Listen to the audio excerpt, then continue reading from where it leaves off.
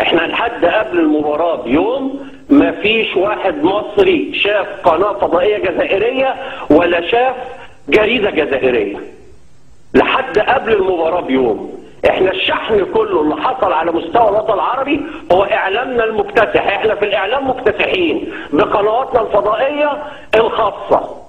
هذه القنوات اهانت تاريخ مصر قبل ما تهين الجزائر، اهانت تاريخ مصر.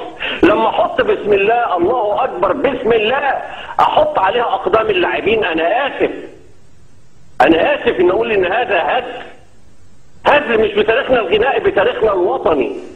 الاغاني دي كتبوها الشهداء مش كتبوها الشعراء.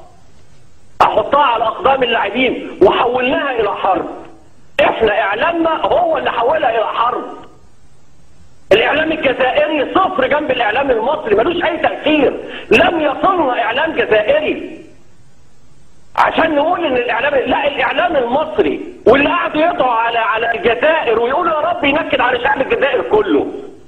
ده كان يوم مباراه مصر وبوروندي باحد الفضائيات ومذيع مصري اللي قال يا رب ينكد على الاعلام على الشعب الجزائري كله.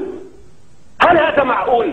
هل معقول ان الاغاني اللي كتبناها اللي اتكتبت بدم الشهداء في حرب اكتوبر وكان عدونا فيها اسرائيل نخليها في المباراه بيننا وبين الجزائر؟ هل هذا معقول؟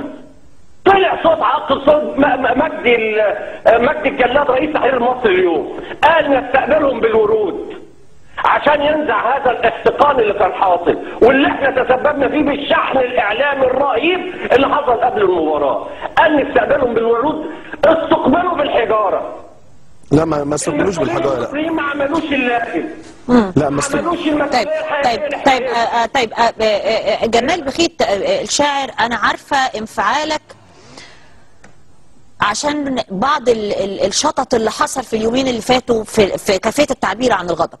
الغضب موجود والحزن موجود، يمكن يكون حصل شطط في طريقه التعبير. انما انا عايزاك تكلمني عن احساسك عن لما عرفت انه مشجعينك اتضربوا واتهانوا واتوجوا.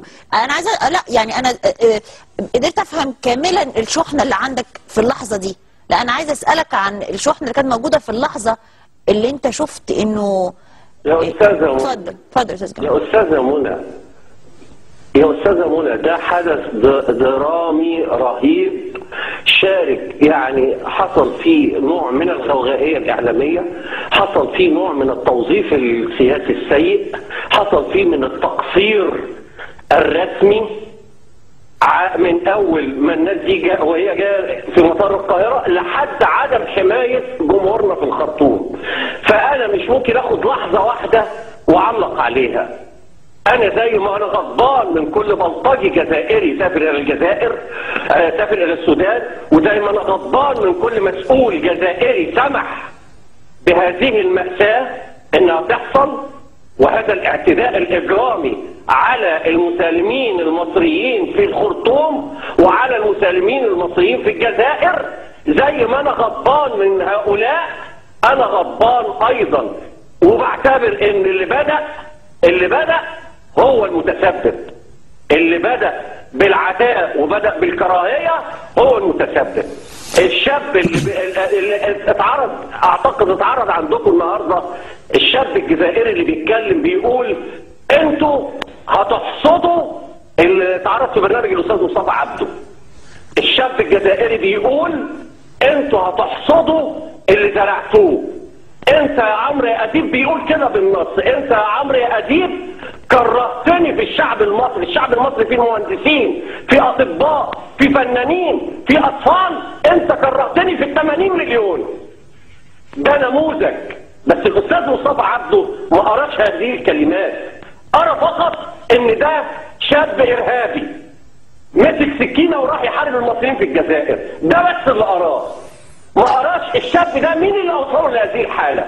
طيب جمال بخيت، جمال بخيت، ولا حكومه ادت له تذكره ببلاش، مين اللي وصله لده؟